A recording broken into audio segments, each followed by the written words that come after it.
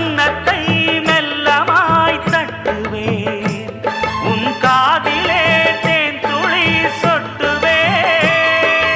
உன்னை நான் செல்லமாய் திட்டுவேன்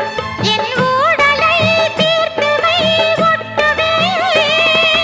கட்டிலில் 2 ஜீவன்கள் துடித்தால் என்ன